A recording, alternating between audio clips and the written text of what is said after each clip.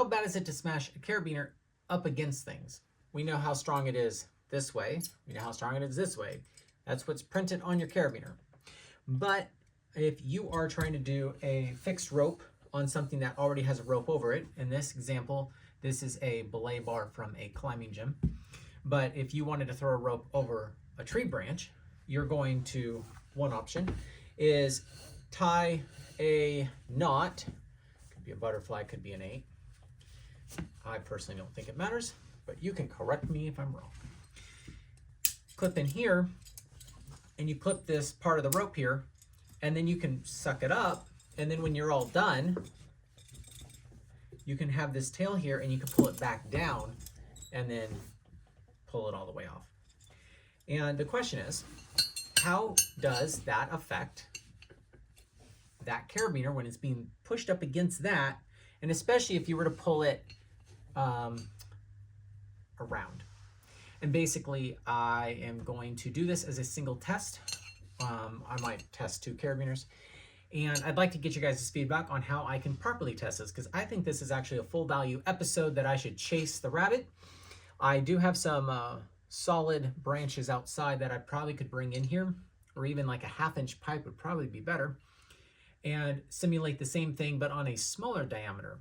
This is a pretty standard average looking carabiner. I have something tiny, but I don't think you would use anything other than a locking carabiner. And I mean, I'm sure there's a locking carabiner this small, but I'm going to say it anyways. I don't think there's a locking carabiner this small. As far as like a big one, there is always something like this, which I suppose you could use. But I actually think the rope's going to break first. Now, I'm not going to pull this in any other way than having a knot on the end of this, right? Usually in this scenario, you're usually ascending, or you have a gree-gree on the system, and ascending with the gree-gree. So you're going to only be able to get 5-6 kN out of this system if you're having an ascender on it. But anyways, I'm going to tie this closer to the end of this rope to conserve how much is going on. And then we're just going to put an 8 on this side. And if this is where it breaks right here, connected to the pull side, so be it. That means that's super good enough. So here's our carabiner. Here's our knot. I'm going to clip this rope. I'm going to actually go that way. I'm going to lock it. We're going to pull it right up against here. And I'm actually going to put it on this back side. And you can see that it's levering it pretty badly. But it doesn't matter how much I do here. It's always going to come to like this neutral position. Now, it's not perfectly in line, but it's got a little bit of a bend in there. And now you can see that the carabiner is pushed up against that right there. We'll find out if that's pushing down bad enough to matter. Now I'm going to just tie it off right here.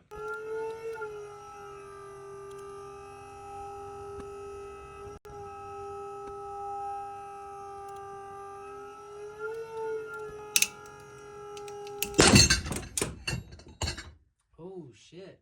Oh, I've got to lock this bad boy down. So I have this rope to catch this, but this guy ended up hitting my shield, which I haven't even finished securing down. Breaking more than just gear fear around here. Well, the carabiner, which is actually pretty awesome, I was going to say is fine, but it's clearly not. Yeah, it's not doing as well as it used to. Well, maybe it is. Maybe it's perfectly good enough. The carabiners I keep in this lab are completely isolated from my personal carabiners, since I compromised the crap out of them. But you can see here, it broke in the knot. And it did so at full strength of what I normally get, which is 17-ish kilonewtons on this rope. If I'm not mistaken, this is an 11mm dynamic rope, but don't quote me on that. What matters is the fact this didn't break. Let's try it one more time with the same carabiner. Okay, I'm pulling from the top this time. Padded instead of set up a catcher. But have the 8 going around. Carabiner's right here. Coming underneath, it's going to probably settle more straight. And same thing, 8 right there.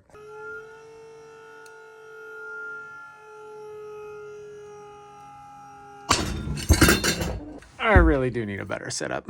Looks like it broke on this side this time. So So we're getting full strength out of this than if you just tied a figure 8 over here. Pull the rope down.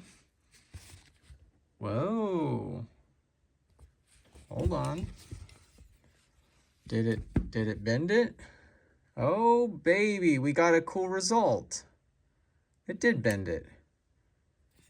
Let's see if it opens. Nope, that is,